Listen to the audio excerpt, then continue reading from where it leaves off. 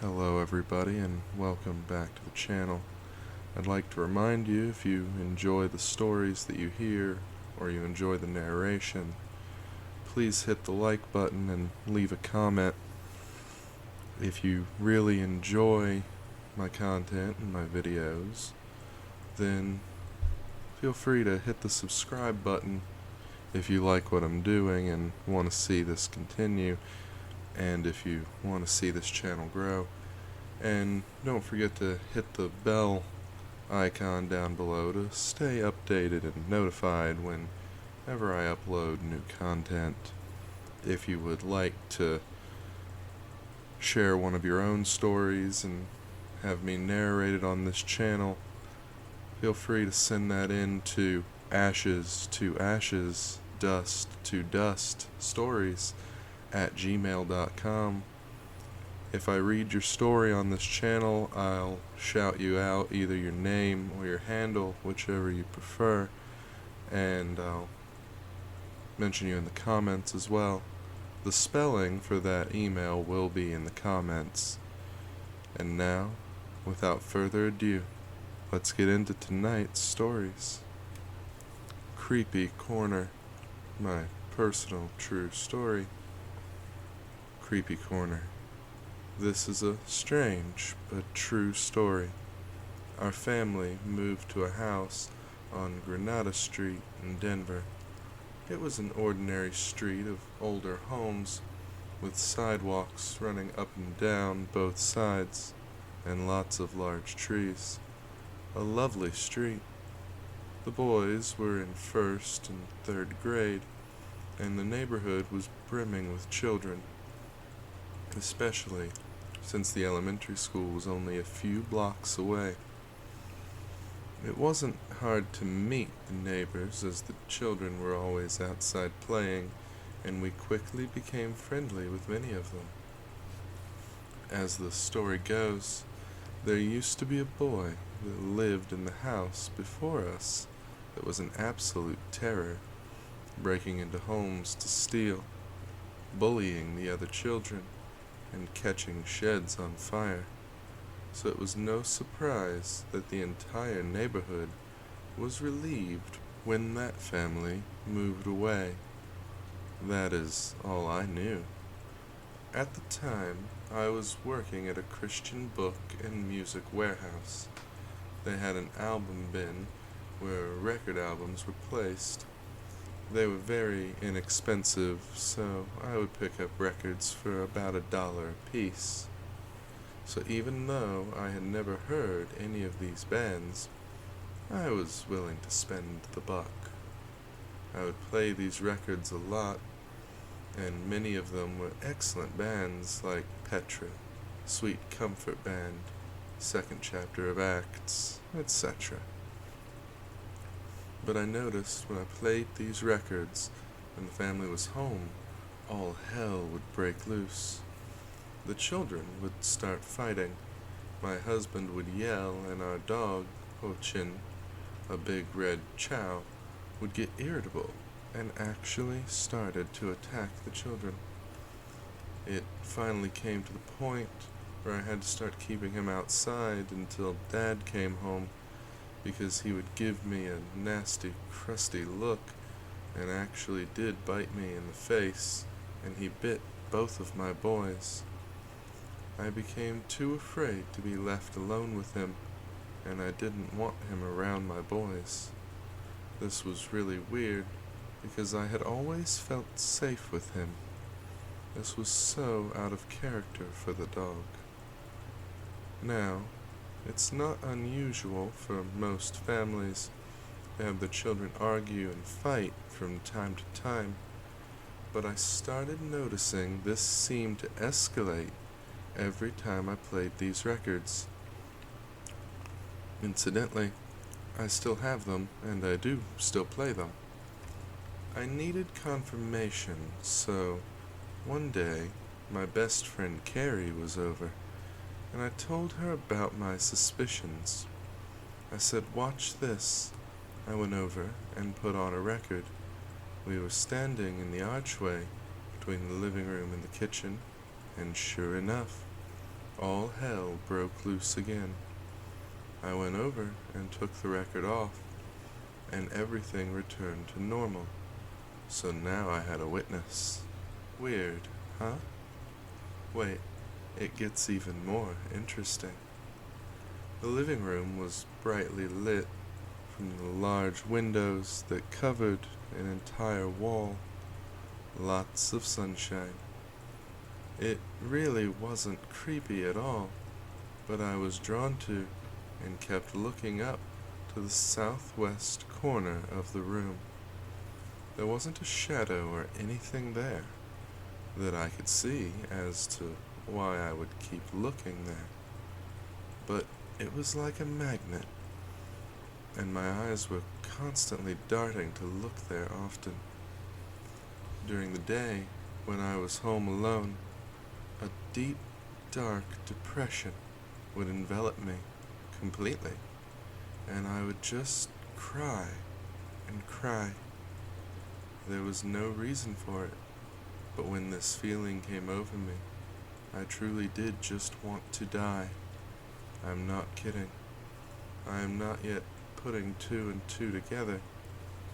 But one day, I was so overtaken by the immense sadness that I collapsed to my knees with my face in my hands and just wailed and wailed like I had lost a child. I happened to be in the living room just underneath this particular corner. Then I felt a hand on my left shoulder, and I immediately and completely forgot what I was crying about. Over 30 years later, try as I might, I still cannot remember what I was so upset about. This really freaked me out because there was no one there. I'm not saying it was Jesus or my guardian angel. I really cannot say. I guess I'll find out what that was all about when I see my life review. I'm just saying I had a religious experience that cannot be explained.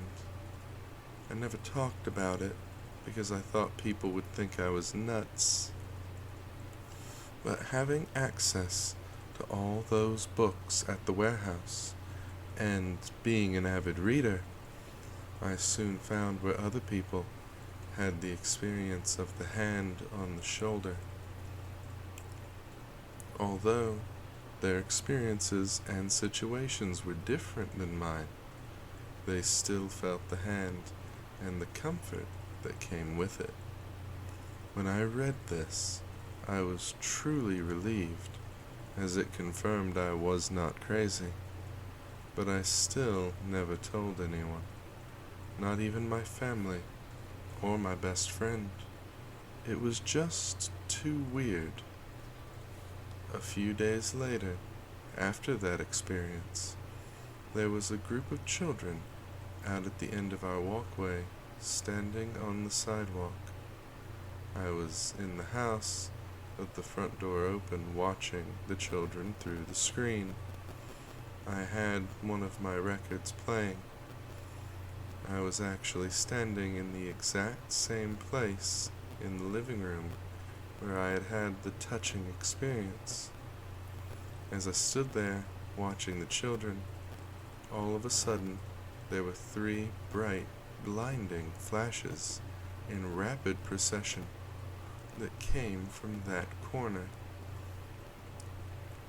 It was kind of like the flash on a camera, only very much more intense. With each flash, I spun in a circle, saying, "What? What? What?" And immediately after, one of those children started screaming bloody murder and took off down the street like a bolt of lightning.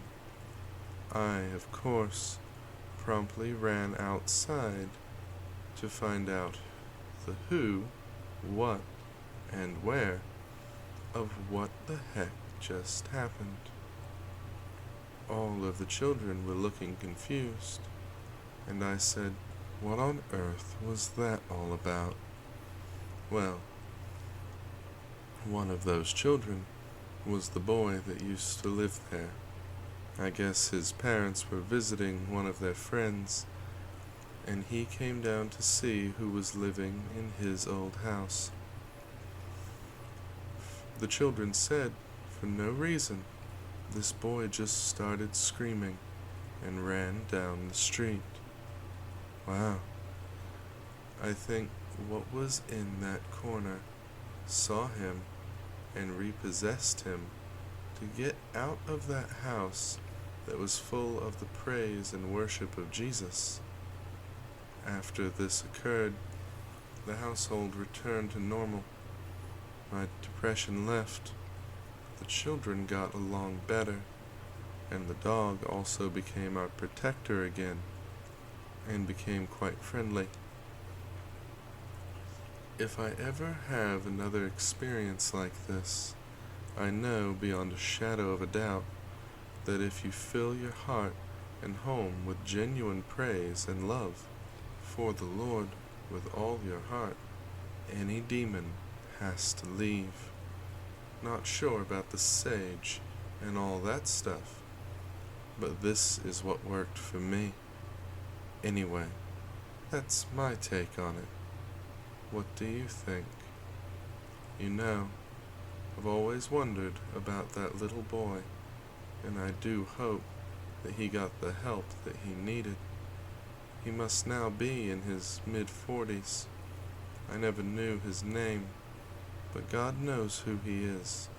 I've prayed for him often, and now that you know the story, maybe you will pray for him too. I almost accidentally joined a cult.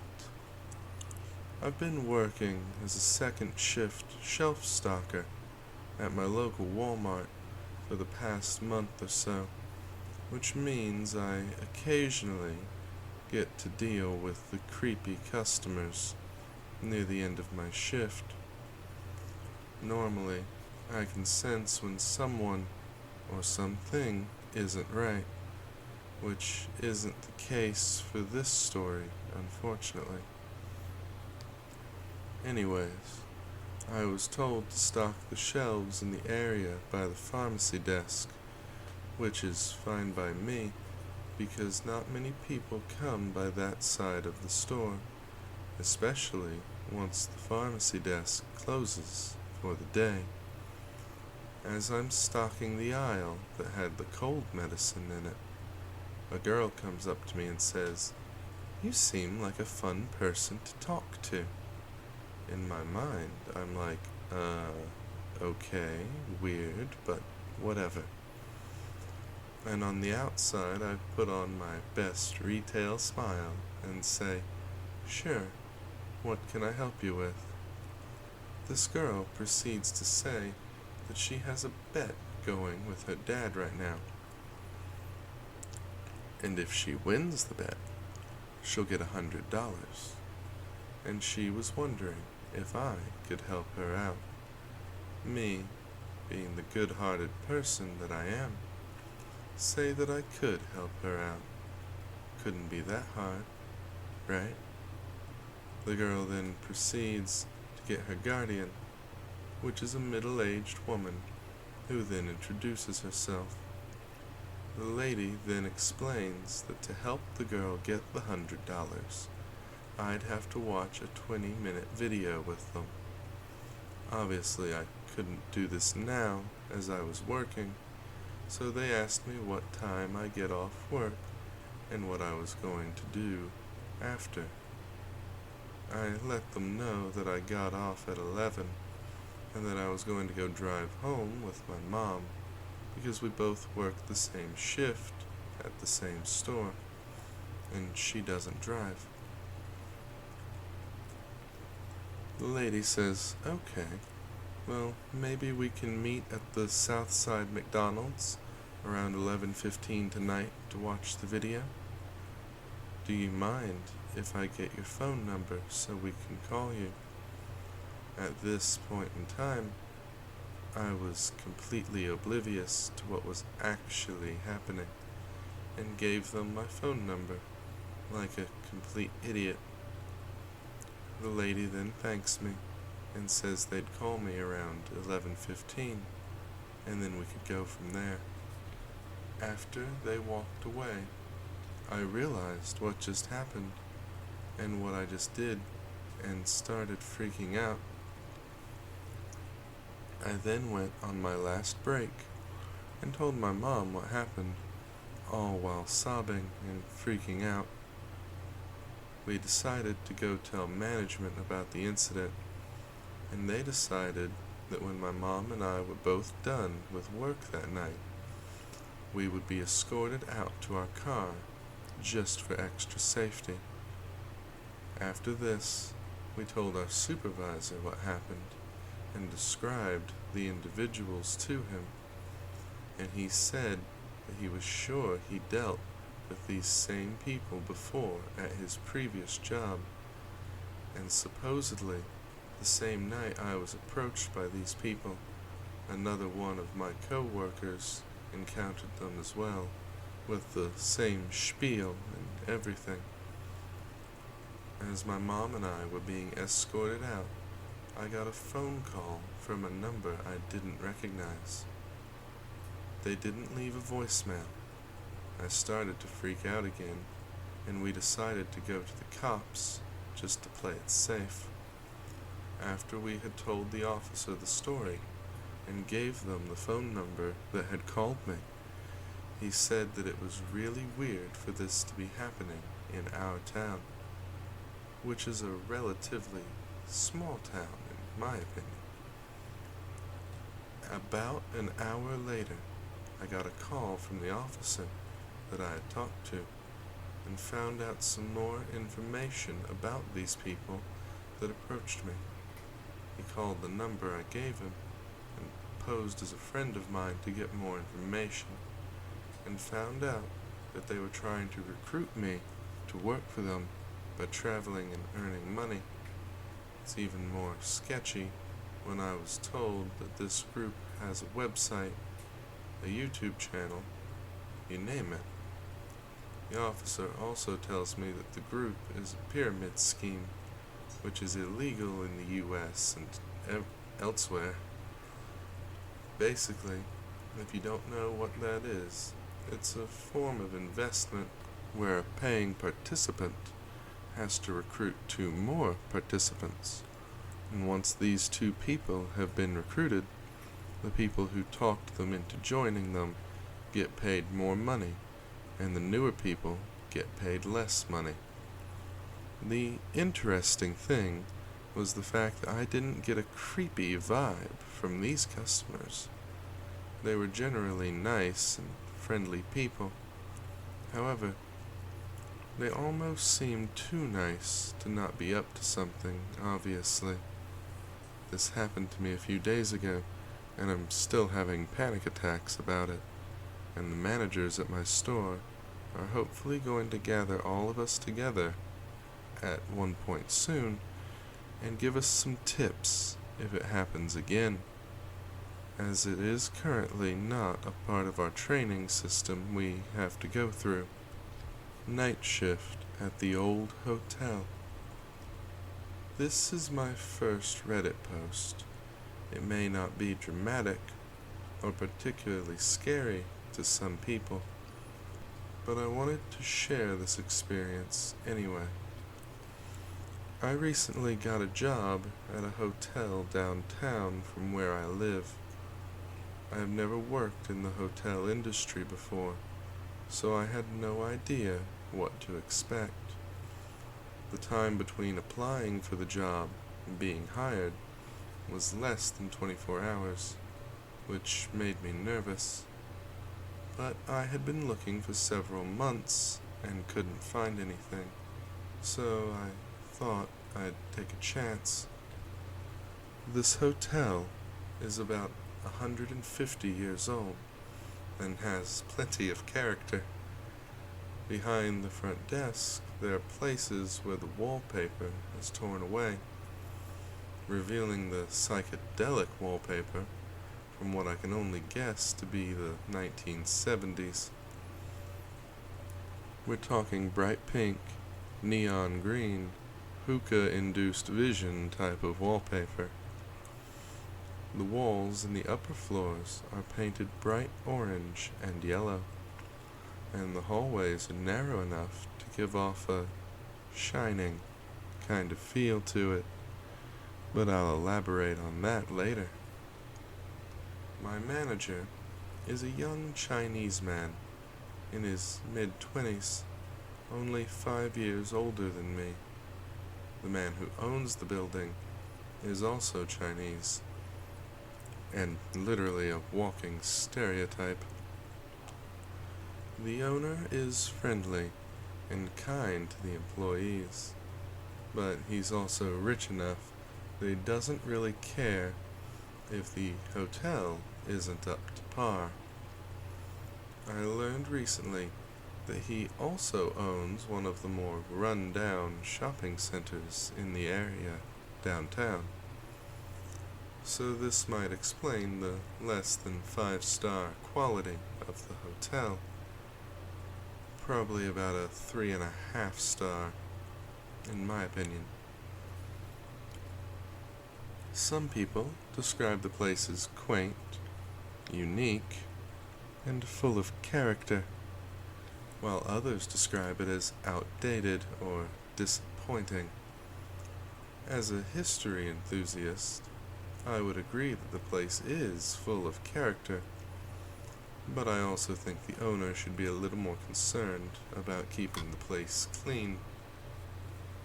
There are a lot of problems in this hotel, including mice, broken toilets, falling ceiling tiles, leaks, and other maintenance nightmares.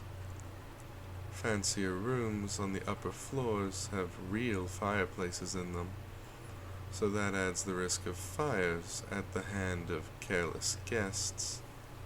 Mice are a common problem, and I'm thankful the guests don't have to see all the dusty traps filled with dead rodents in the basement. But by far, the most interesting aspect of the hotel is that it's supposed to be haunted. There are 2 ghosts that have been reported in the building, as well as the adjoining pub next door. Back when the hotel was first built, it had the reputation of being a complete dive. A lady, now named Lady Churchill, died in the hotel, and her spirit supposedly lingers in the haunted room 49. Guests will occasionally smell her perfume or see her face in the mirror. One of the most frightening stories included someone opening the door, only to have Lady Churchill fly at them in fury. On my first day, when my boss toured me around the hotel, he pointed out the haunted room to me. Lady Churchill has also been spotted at the fireplace in the pub, arguing with her boyfriend, the other resident ghost, Brady. Brady was stabbed to death on a basement stairwell. The stairwell is not in use anymore, as it leads from the street directly into the basement. Instead, it's used to store extra chairs and miscellaneous items. The light is never turned on, which adds more of a creep factor. My shift is the day shift from 7 a.m. to 3 p.m. Every morning, when I come in, I have to check the entire hotel by myself in search of homeless people sleeping in the back stairwell or trying to get in through the basement. I'm not an intimidating person. I'm a short female, not physically fit, and too friendly for my own good. If I did find someone hiding in the hotel, what was I supposed to do about it? I'm not sure which creeps me out more. The fact that I'm going around looking for people who shouldn't be there, or the idea that I have to walk through the dark and silent areas known to be haunted all by myself. My sweep of the hotel includes all 4 floors of guest rooms, the kitchen, the back stairwell, the basement stairwell, and the basement. To give you some context, the back stairwell serves as a fire escape connecting all the floors together. It goes straight down to street level. It's always cold and echoey in there, and as I said before, full of dead mice. When I was first told about the haunted stairway, I mistakenly thought they meant the fire escape stairs, as they do go down to the basement level. The 4 floors for guest rooms, in all their overlook hotel glory, are shaped like a square horseshoe, which means more than enough blind corners where creepy twins might suddenly appear. Lady Churchill's room is at the end of the hall, around one of these blind corners. And yes, I do think about that every time I search the hotel. There is an elevator and an interior stairway the guests are supposed to use. Behind the elevator is this old connecting hallway that basically serves no purpose anymore. In the past, it may have been useful, but now it just serves as a secret passageway that goes behind the elevator and comes out at the other end of the horseshoe. This hallway especially needs to be searched for homeless people, drunks, or people having sex. The basement is by far the creepiest part of the hotel. To get there, you can either take the elevator or go through the pub and down the stairs. I prefer to go through the pub because there are some fascinating black and white photos from when the hotel was first built, and I love to look at them. It's also the best place to see the age of the brick foundation. Anyway, the basement is used for storing beer kegs, firewood, planter pots, housekeeping items, and maintenance tools, among other things. It's usually deserted, now that I know the dark, unused basement stairway is where Brady's spirit is supposed to be. I think I'll try to spend even less time down there. This week is my 2nd week of work, and my boss has put me on the afternoon and evening shift, just so I can get a sense of what it's like in case I have to cover anybody in the future. Yesterday was my first late shift, and in that time I learned a whole bunch of things I didn't want to know from the lady I worked with. This woman, let's call her Peggy, has been at the hotel for 14 years. She's seen all there is to see and is well known for her stories. I've listened to some of these stories, and honestly, part of me thinks she's full of shit, but the other part is going to be cautiously believing of her, on the off chance that it's true. Here are some of the things I learned about the hotel in the span of one shift. 1. The man I'm replacing was not actually fired for chronic lateness, as my boss had told me, but instead for sexual harassment. The head of housekeeping, a man I get along with very well, is a friend of his. 2. The day before, Peggy caught a drug addict rooting around in the private back office after hours. We looked over the security footage, and he was definitely searching for something. We now keep the office doors locked. 3. There were 2 guests several years ago who stayed at the hotel, and the next day they robbed a jewelry store downtown and fled back to the hotel with everything they'd stolen. There was a massive police standoff on the roof, SWAT teams and all. There's a news article about it online. Otherwise, I never would have believed that one. 4. The bedrock of the hotel can be found in the boiler room. There's a slight gap that has been filled in on the top right corner that connects directly to the street. One time, Peggy came down to the boiler room to find a man halfway through the gap, head first, trying to get in because he wanted to know what was down there.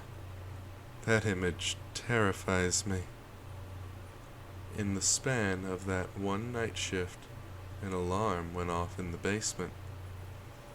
The police showed up at the pub, and a guest verbally abused the day staff over a non-existent shuttle to the hospital.